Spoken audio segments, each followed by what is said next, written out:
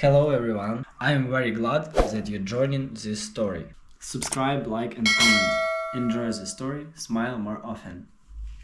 When my sister Lisa told our entire family that I was too irresponsible to take care of our mother, I didn't interrupt her. I sat there on the second-hand recliner in Mom's overheated living room, watching as Lisa theatrically pulled out a printed list of concerns like she was delivering some kind of medical diagnosis on national TV. I said nothing, not because I agreed, but because I already knew how this would end. Let her play the hero. Let her wear the damn crown. Just don't come crying when it starts to choke the life out of her, because it will. She stood in front of our cousins, 2 aunts, and even Uncle Ray, who hadn't seen Mom in over 2 years, and declared, "I just don't think Rachel is equipped for this level of responsibility." Equipped. As if caring for the woman who birthed us was something you needed a damn certification for. Like love and patience weren't enough. Like the long nights I'd spent at Mom's bedside, changing soiled sheets, meant nothing. Lisa tossed the word irresponsible around like it was a napkin she was done using. And people nodded. Oh, how they nodded. It wasn't even that she believed it. That wasn't what stung. It was that she made sure everyone else believed it. That's the kind of poison Lisa uses. Not the kind that kills quickly, no. Hers seeps in slow and sweet, laced with sugar and fake concern, until you're too deep to see clearly. And God help anyone who challenges her, because she's a master at weaponizing guilt and subtle manipulation. Always has been. After the little meeting, while everyone else picked at store-bought cookies and avoided my eyes, Lisa made her grand announcement. She was moving into Mom's house. Only temporarily, she said, though she was already mentally redecorating. I'll make sure things are done properly. Mom deserves that. She turned to me, smile tight and eyes smug. You can visit any time, Ratch. Just, maybe not when the nurses are doing their rounds. It gets a little chaotic. I wanted to slap that look off her face. But I didn't, because Mom was sitting in the corner, quiet and exhausted, her thin hands shaking slightly in her lap, and the last thing she needed was her daughters turning into a full-blown Jerry Springer episode in front of the whole damn family. So I bit my tongue so hard I tasted blood, and I smiled. Told her, "Great. I hope you know what you're getting into." Because I did. I knew every inch of that path she was so confidently stepping onto. I'd walked it for months before Lisa bothered to show up. Back when Mom's dementia was just confusion once in a while, not full-blown delusion. When I had to lie and say Dad was at work even though he'd been buried for 5 years. When I took time off work, unpaid, to make sure she didn't burn the house down trying to microwave her slippers. But sure, I was irresponsible. Lisa moved in that Sunday. She brought an entire SUV load of designer duffel bags and candles and meal prep containers, like she was setting up camp on the damn frontier. She posted a smiling selfie of her and Mom with the caption, "Time for some quality mother-daughter bonding," and the likes rolled in like it meant something.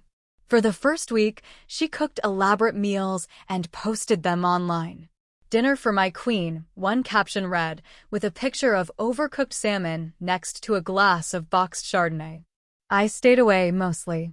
Not because I was bitter, though I was, but because I knew Lisa needed to hit the wall on her own. People like her don't believe anything until it breaks them personally. And I had this awful, gnawing feeling that something was going to snap. Not just in her, but in Mom too. Then the calls started. First it was text messages. "How do you get Mom to take her pills? Did she always yell at night like this? Is it normal for her to forget who I am?" I didn't respond right away. Let her sweat a little. She wanted to be the boss? Be the boss. Wear the badge, baby. By week 3, I got a voicemail. Lisa's voice sounded different, thin, shaky. "Hey, call me when you get this. I don't know if I'm doing something wrong." Mom, she locked herself in the bathroom. And she thought I was someone else. She hit me with a hairbrush. I don't know what to do. I didn't call back. Not that day. Then, just before midnight that Friday, my phone rang again. I was half asleep, but I saw her name light up the screen. Lisa. I let it ring twice before I answered. She was crying. Not sniffling, not dramatic TV crying. Real, broken crying. The kind you try to swallow, but it keeps coming up like bile. Ratch, she choked out. I had no idea it would be this hard. I sat up in bed, turned on the lamp, and stared at the ceiling. And for a split second, just one heartbeat of a moment, I actually felt sorry for her. But only for a second. Because something in her voice didn't feel right. Something off, buried under the panic. I didn't know it yet, but that night, something else had already started unraveling. And she wasn't calling just for help. She was calling because something was wrong. Really wrong. I waited a couple days before showing up at Mom's house again, mostly because I wanted to give Lisa space to learn the hard way, but also because, deep down, I needed to see how bad it would get before she actually admitted she was in over her head. And let me tell you, it got bad. When I pulled into the driveway that Wednesday morning, the grass was knee-high, the mailbox was overflowing with crumpled catalogs and bills, and the garbage bins still sat at the curb, unemptied, reeking, lids half open like they were giving up too. Inside the house, it hit me like a wall. The smell. Not just the usual stuff like old food or dust, but the kind of deep rot that tells you someone stopped trying a while ago. The living room was a war zone of half-finished meals, balled-up tissues, empty wine bottles, and three Target bags full of unopened adult diapers sitting in a corner like forgotten trophies from a game no one wanted to win. I stepped carefully over a bowl of half-eaten something on the floor, called out Lisa's name, and heard only the TV blaring a rerun of some court show in the background. When I found Mom, she was sitting in her recliner in a robe that looked like it hadn't seen the washing machine in at least a month, her hair a nest of gray tangles, her glasses perched crooked on her nose as she stared blankly at the screen. She looked right at me, then blinked slowly and mumbled, "Are we going to the lake today?" I hadn't heard that phrase since I was 10.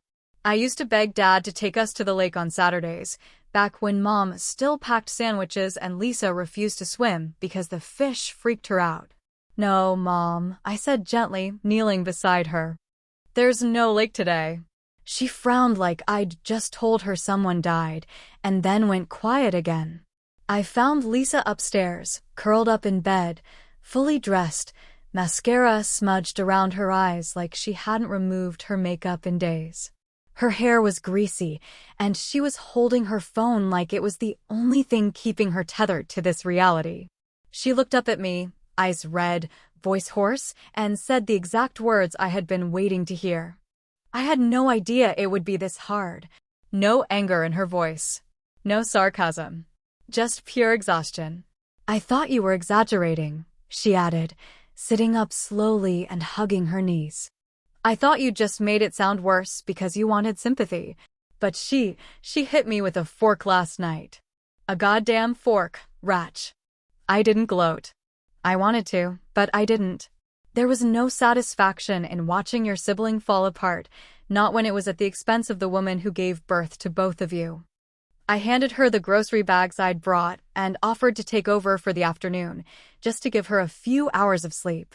She nodded, too tired to even say thank you, and collapsed back into bed without another word. That night, I went home and did something I never thought I'd do again. I opened my calendar and blocked out 3 days a week for caregiving duties. Mondays, Wednesdays, and Saturdays. So I told her I'd come over 3 days a week. That's almost half the week, right? Figured splitting the load would keep her from cracking completely, and maybe, just maybe, it would keep Mom from slipping further through the cracks. But here's where things started feeling off. The following week, I noticed something strange. I had set up alerts on Mom's bank account ages ago, back when I was handling her bills during her first hospital scare. The alerts were still active, and that Thursday morning, I got a ping, an ATM withdrawal for $5,000. Not unheard of, sure, but weird. Mom hadn't left the house in weeks, and I knew she wasn't making any major purchases.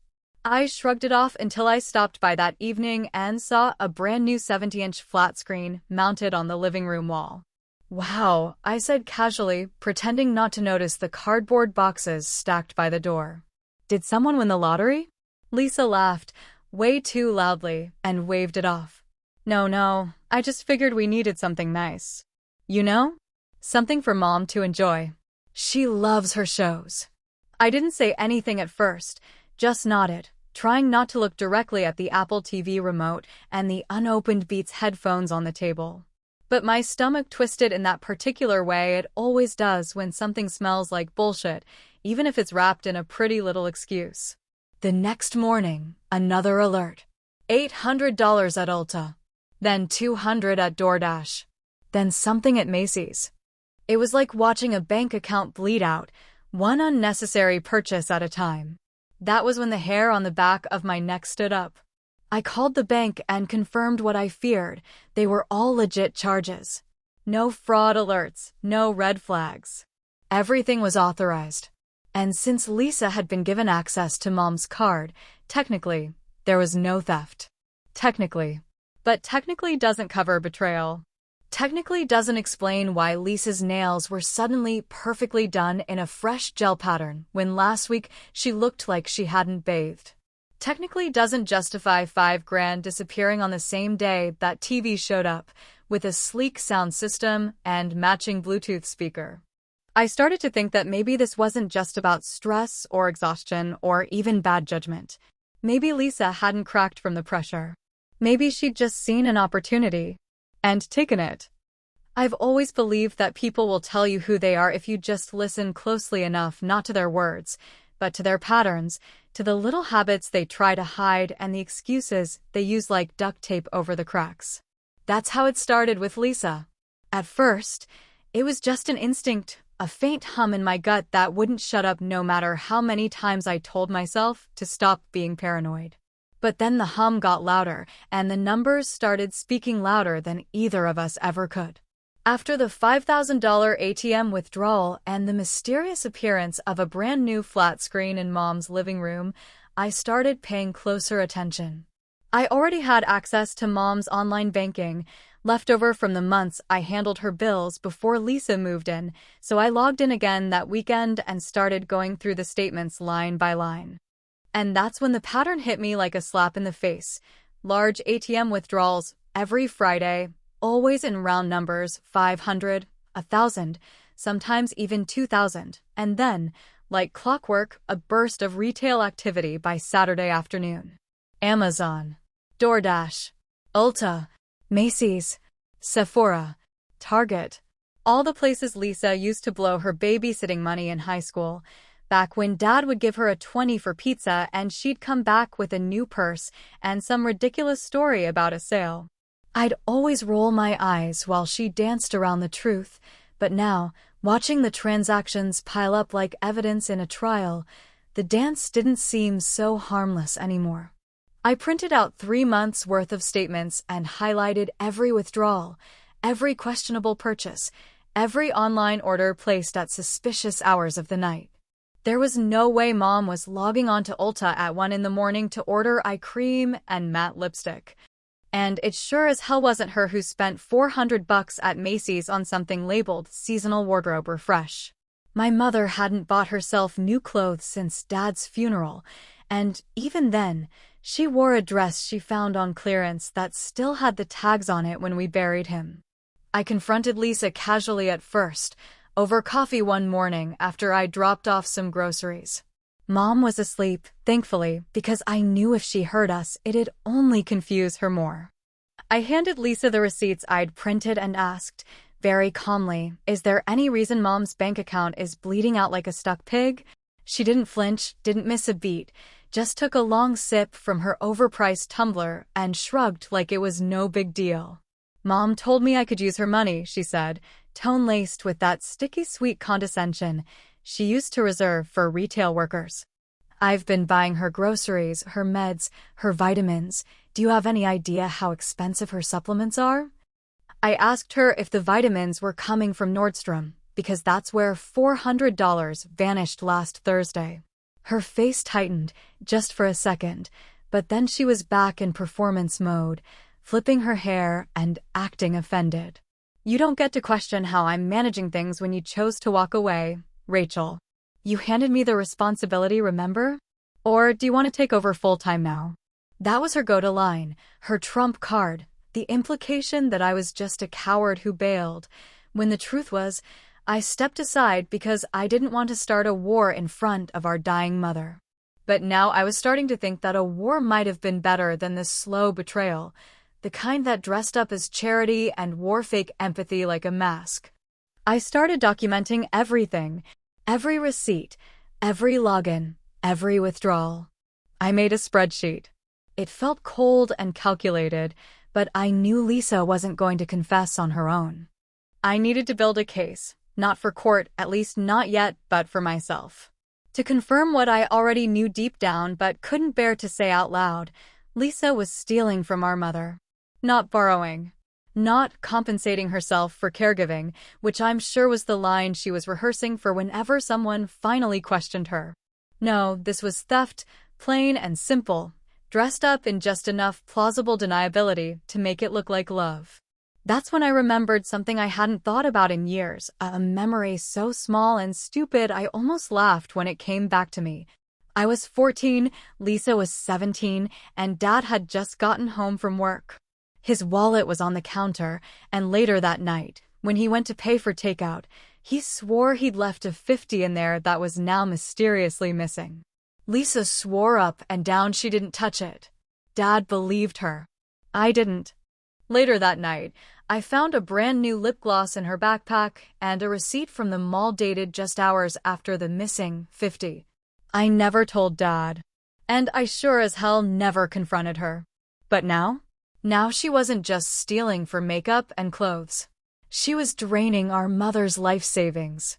I met with an attorney the next day, just to understand what I could and couldn't do. The answer hit me like ice water to the chest. Mom had never officially updated her power of attorney.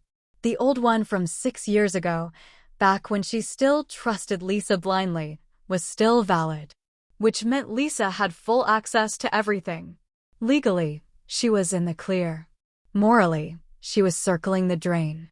Unless you can prove undue influence or financial abuse, the lawyer told me, there's not much you can do right now. Not without getting your mother involved. And that won't be easy given her condition. I nodded, but inside, something started to boil. Because I'd just checked the savings account that morning. The total used to sit just above $50,000.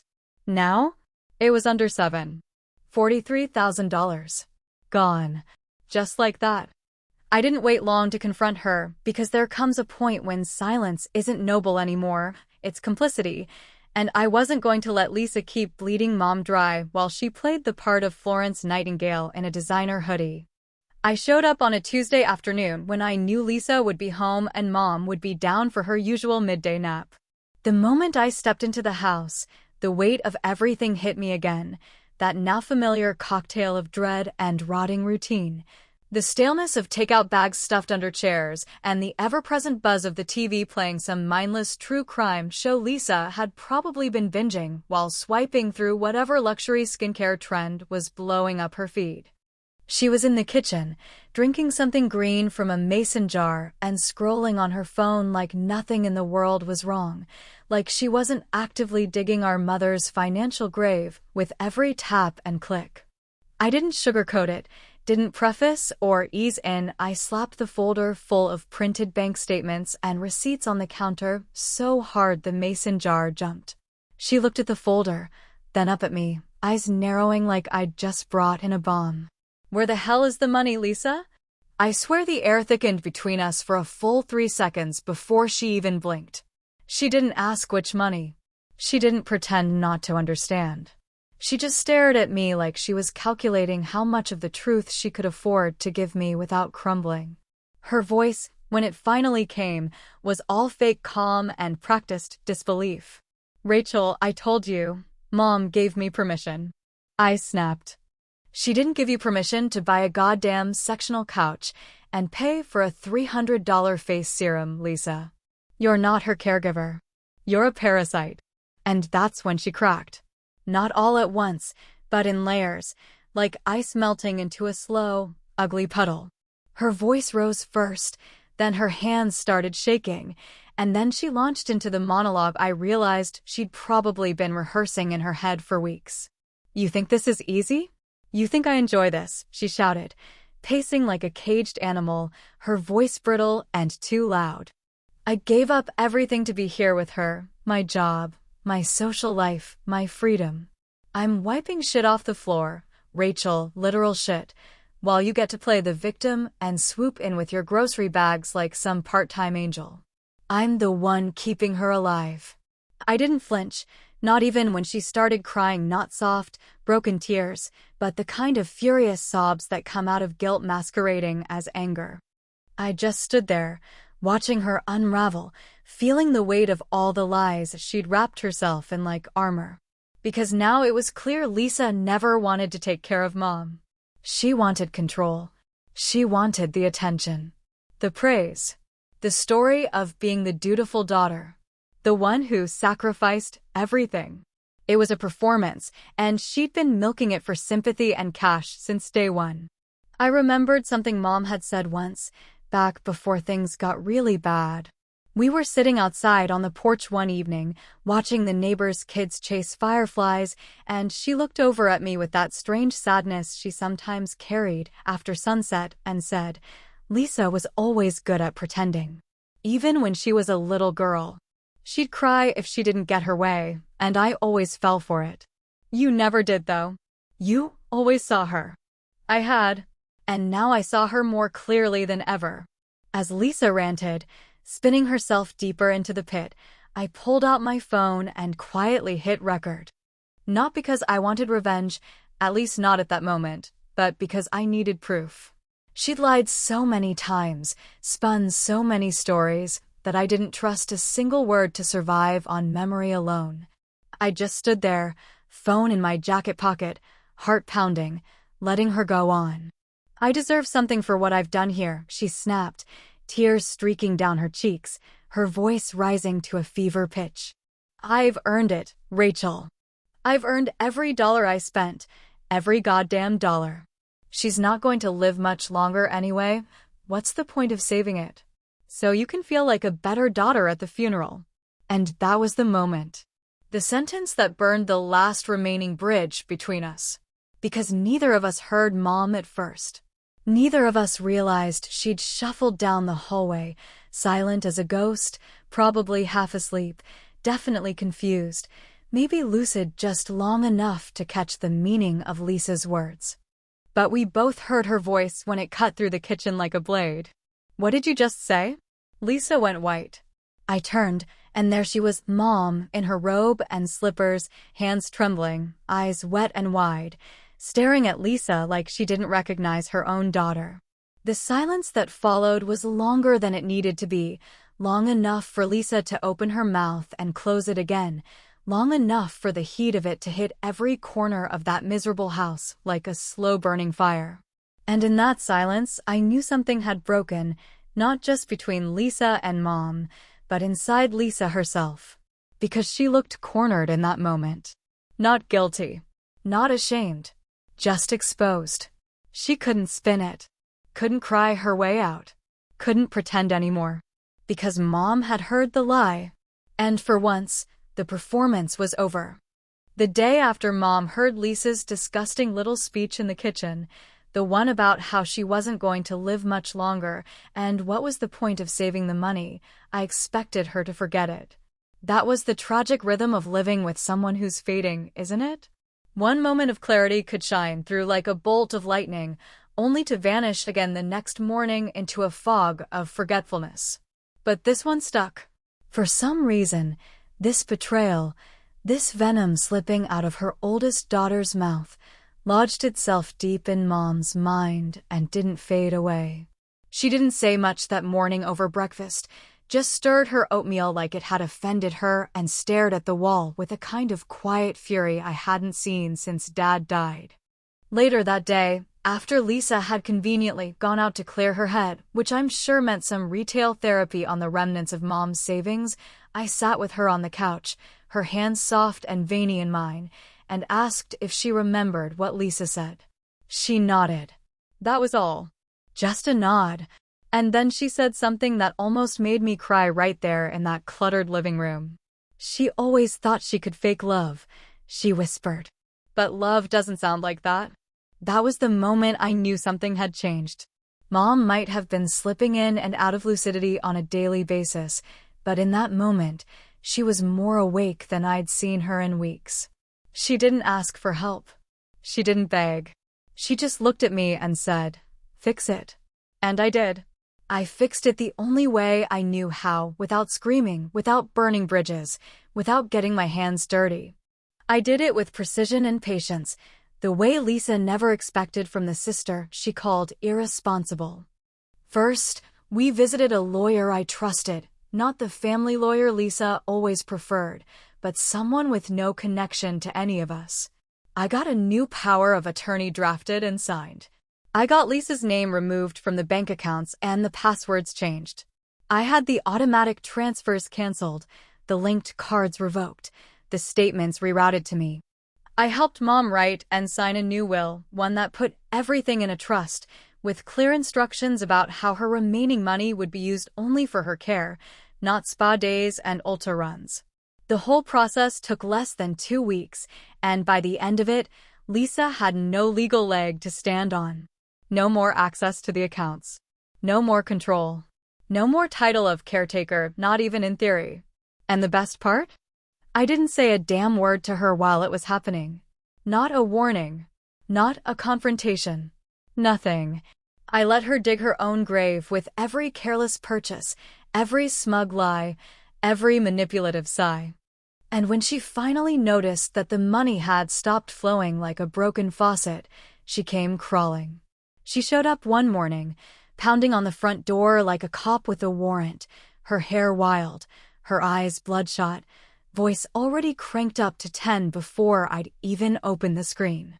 "You can't do this to me," she shouted, fists clenched like she was holding onto the last scraps of her carefully constructed little empire. "I did everything for her. You just showed up when it was convenient for you." I didn't flinch. I didn't scream back. I just invited her inside like a guest, calm and controlled, and sat her down at the kitchen table across from me. Mom was resting upstairs. The nurse, a new one we'd hired part-time, was in the laundry room folding sheets and pretending not to hear the storm brewing just feet away. I let Lisa rant for a full 5 minutes, spit flying, accusations hurled like knives, tears welling up, but never quite spilling. And when she finally paused for breath, I pulled out my phone. I played the recording. The one I'd taken the day she confessed everything, the theft, the entitlement, the twisted logic that made her believe she was owed thousands for her half-assed, self-centered version of caregiving. I didn't even look at her while it played. I just watched her body stiffen, her expression crumble, her breathing get shallow. She knew the moment was over. She knew I had her. She tried to deny it at first, of course she did. Claimed it was taken out of context, that she was having a breakdown, that I was manipulating the narrative to make her look bad. But I didn't argue. I didn't need to. I let the truth speak for itself. And then I stood up, walked her to the door, and said the most honest thing I've said to her in years. "You always wanted to be the hero, Lisa. Congratulations. Now you get to be the tragic one." She left, muttering threats I didn't bother to remember. For the first time in months, the house was quiet. Later that evening, I made tea while Mom, now freshly bathed and sitting in clean clothes, laughed at something the nurse said. It wasn't a loud laugh, not the kind that echoes through a house, but it was real. I sat beside her, passed her the mug, and felt something inside me unclench that I hadn't even realized was knotted up. Lisa stood outside in the driveway for a few minutes, maybe longer. I saw her through the kitchen window, pacing next to her car, staring at the front door like it might open on its own. But it didn't. Not for her. Not anymore. I never took a cent of Mom's money. That's the part people might not believe, but it's true. I didn't want the inheritance, the control, the title of caregiver. I just wanted to make sure Mom wasn't used like a cash machine by someone who claimed to love her while emptying her out from the inside. But I did take something. I took back the one thing Lisa never truly had. Mom's trust. And I'll never let that go again. A few months later, I got a letter. From a lawyer. Lisa's suing. Something about emotional distress and financial manipulation. The usual theater. So maybe this isn't over. Maybe there'll be more lawyers, more shouting, more tears. But maybe that's what justice looks like sometimes. Not a perfect ending. Just a line in the sand. And two sisters standing on opposite sides of it, waiting to see who crosses first.